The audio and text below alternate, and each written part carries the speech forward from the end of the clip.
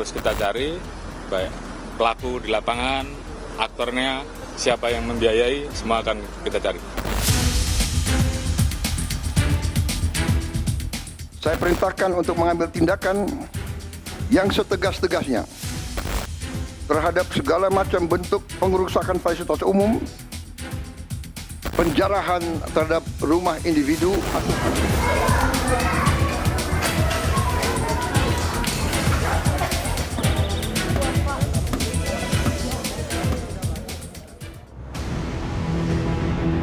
Inilah kondisi rumah anggota DPR Ahmad Sahroni di Tanjung Priuk, Jakarta Utara pasca dijarah sekelompok orang. Pada 30 Agustus lalu, massa merangsek ke dalam rumah, merusak dan mengambil nyaris seluruh isinya. Kini pengurus lingkungan di sekitar rumah Sahroni mendirikan posko pengembalian bagi siapapun yang telah ikut menjarah. Salah satu yang telah dikembalikan adalah jam tangan mewah Richard Mille yang harganya ditaksir sekitar 11 miliar rupiah. Bahwa apabila ada warga yang ketika terjadi penjarahan ikut ngambil, baik itu berupa barang yang dengan nilai tinggi atau apapun, segera dikumpulkan ke kantor RW 06. Nah, dari pihak teman-teman LMK ada yang menginisiatif ke kumpul di kelurahan, akhirnya kami ada beberapa kemarin tadi ya barang itu dia kembalikan ke sana. Pada hari yang sama, rumah sejumlah politisi yang dianggap menyampaikan pernyataan kontroversial juga menjadi sasaran penjarahan. Salah satunya rumah anggota DPR fraksi PAN Eko Patrio di Kuningan, Jakarta Selatan. Setelah ada aksi massa, Eko Patrio menyampaikan permohonan maaf, sikapnya yang berujung kemarahan masyarakat. Eko berjanji akan berhati-hati dalam bersikap dan menjalankan amanah sebagai wakil rakyat.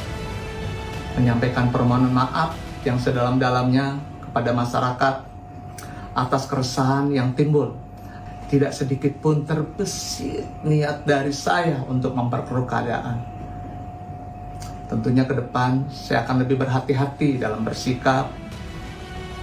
Selain itu, rumah politisi lainnya yaitu Nafa Urbah dan juga Surya Utama alias Uya Kuya tak luput dari sasaran. Sebelumnya, Uya Kuya menggugah penjelasan, klarifikasi, dan permohonan maaf di akun media sosial pribadinya. Dari hati saya paling dalam, saya akan lebih berhati-hati lagi dalam bersikap, bertindak, bersungguh-sungguh untuk mewakili rakyat Indonesia sebagai anggota DPR RI. Beri saya kesempatan sekali lagi untuk berbuat lebih baik lagi, lebih maksimal lagi dibanding apa yang sudah saya lakukan selama ini. Saya minta maaf sedalam-dalamnya sekali lagi dari hati saya yang paling dalam. Mudah-mudahan ke depannya ini menjadi introspeksi yang sangat berarti buat saya dalam menjalankan tugas dan kewajiban saya sebagai anggota DPR RI. Terkait penjarahan di rumah Uya Kuya, polisi menangkap 9 orang yang diduga sebagai provokator. Uya Kuya semalam kita saksikan juga, itu juga tindakan yang sangat anarkis.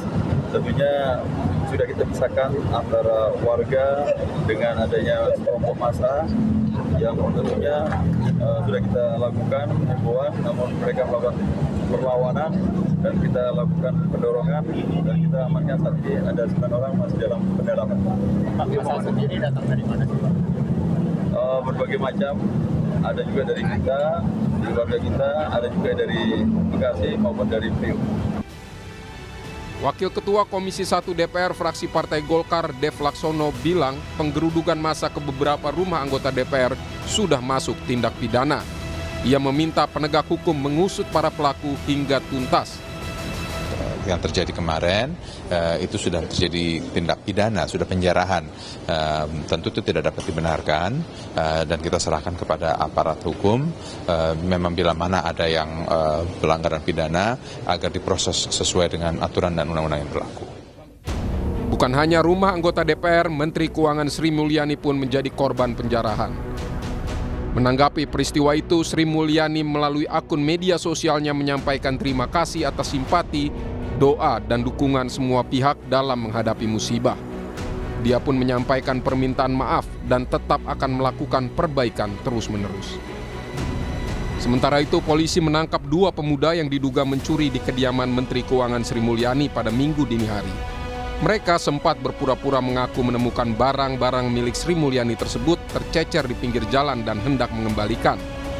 Namun polisi menemukan bukti video kedua pemuda tersebut ikut menjarah. Sambil diinterogasi, sambil kita mengecek-ngecek video yang viral, sehingga ternyata ada foto mereka berdua. Artinya kedua orang ini tertangkap layar ikut terlibat dalam proses penjarahan malam itu, Bang, ya? Ya, hasil pemeriksaan yang dilakukan oleh Reskrim pada saat itu memang terbukti ada video yang beredar.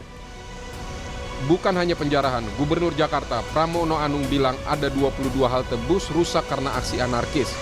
6 halte diantaranya terbakar dan dijarah. 22 halte tersebut termasuk halte BRT, non-BRT, dan 1 pintu tol. Pramono Anung pun mengungkap total kerugian infrastruktur transportasi umum pasca unjuk rasa mencapai 50 miliar rupiah. Di antaranya kerusakan infrastruktur MRT 3,3 miliar rupiah, Transjakarta 41,6 miliar, serta CCTV dan infrastruktur lainnya senilai 5,5 miliar rupiah. Pramono bilang perbaikan sejumlah infrastruktur ini sudah dimulai sejak Sabtu lalu dan ditargetkan selesai 8 atau 9 September mendatang. Menanggapi memanasnya situasi Jakarta, Presiden Prabowo Subianto mengumpulkan menteri dan juga bertemu pimpinan parpol pada Minggu 31 Agustus. Presiden memerintahkan polisi dan TNI menindak tegas pelaku penjarahan dan perusak fasilitas umum.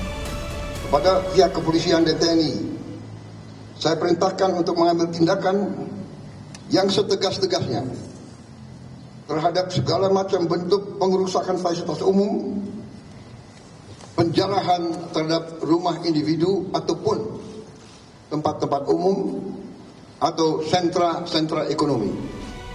Merespons perintah Presiden tersebut, Menteri Pertahanan Syafri Samsudin menegaskan polisi dan TNI tak akan ragu menindak tegas pelaku penjarahan dan perusakan fasilitas umum dan fasilitas negara. Apabila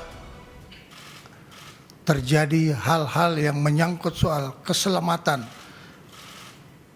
bagi pribadi maupun pemilik rumah pejabat yang mengalami penjarahan, maka petugas tidak ragu-ragu untuk mengambil tindakan tegas terhadap para pelaku kerusuhan dan penjara yang memasuki wilayah pribadi maupun wilayah institusi negara yang memang sudah dipastikan untuk selalu dalam keadaan aman. Kapolri Jenderal Polisi Listio Sigit Prabowo menyebut bakal mengusut pelaku perusakan dan penjarahan, termasuk siapa yang membiayainya. Dan kami akan menangkap para pelaku-pelaku pembuat kerusuhan dan memproses sesuai dengan aturan hukum yang berlaku. Saya kira itu.